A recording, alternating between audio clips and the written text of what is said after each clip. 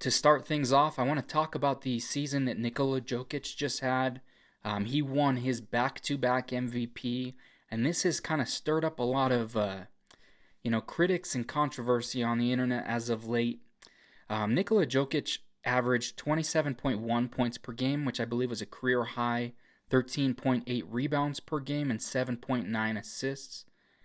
And most of these stats were better than last season, where he also won the MVP. So if you're looking at stats, then it's understandable why he was the MVP. The other thing is his second best player was injured. Jamal Murray was hurt the entire year, didn't play at all, and he still willed them into the playoffs. And I think that a large portion of NBA fans, they don't really, because of the way that the MVP rules are, like it seems like the goal line changes for who the MVP is every year. One year it might seem like it's the best player in basketball, where another year it might seem like this guy had the best statistical season, so he won MVP.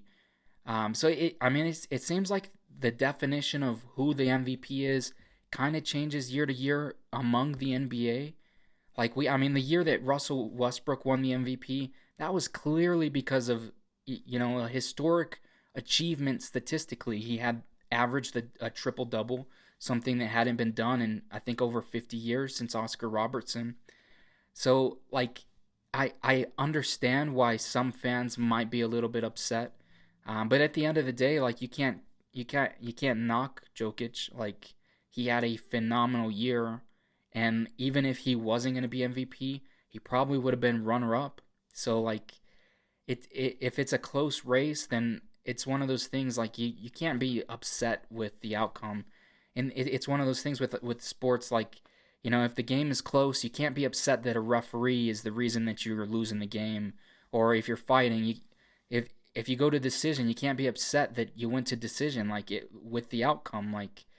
It's one of those things, like, as fans, obviously from a player perspective, like, if you're Joel Embiid, you probably think you won MVP. You thought you had the best year of your career. You were the healthiest you've been in your whole career, and you had some of the best numbers you've ever put up, while also carrying your team among, a lot of other things going on with the whole Ben Simmons and him getting traded for Harden midseason. So, if you're Embiid, I completely understand. But also, the NBA hasn't laid out firmly, this is what deserves the MVP from year to year. It seems like those things change every few seasons. Like, most valuable player to their individual team, you can make the argument Jokic is that guy. The Nuggets are not in the playoffs if it wasn't for Jokic. Obviously, they're not here now, so I think that raises some other kind of concerns, because they're giving out an MVP to a guy who's sitting at home, watching the playoffs from home, and it's understandable that he won MVP, but in my opinion, the MVP award should be given out before the playoffs. And I understand that, if you do that, then obviously entering the playoffs, whoever won the MVP, there's a lot more weight that goes into that. But what happens is, here we are in the middle of the playoffs. Everything's going on. We're a couple games away from the conference finals. And the guy who just won the MVP isn't playing.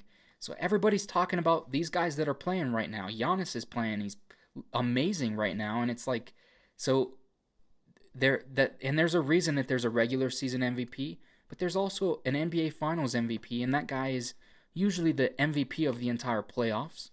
So, for example, the year that the Raptors won the championship, that year Kawhi Leonard was the best player in basketball in the playoffs.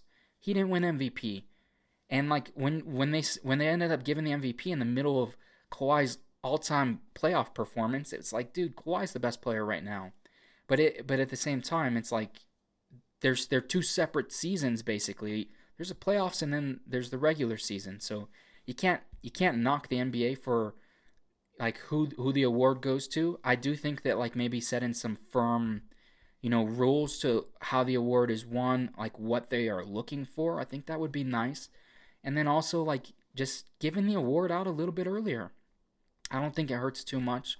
I think that you can have it stand individually. If they give this before the playoffs, It's like, yeah, Jokic just took his team to the playoffs, and now it's like, I mean, people see like the Sixers lose the first couple games to the Heat.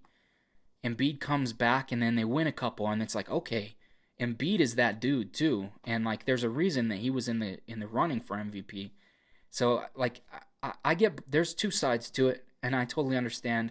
I don't think people should be like super disappointed in this. I've seen a lot of people say this is like Steve Nash winning over Kobe, and I kind of disagree with that. Steve Nash winning over Kobe, I get that argument too. Like I think Kobe should have had more MVPs in his career. But Jokic, like this dude does things on the basketball court that we haven't seen from anybody of that size. You know, he's not the greatest athlete, not at all. But he's gonna go in. He's gonna get you a ton of rebounds. He's incredible on offense, and he's like the best big man passer that we've maybe ever seen.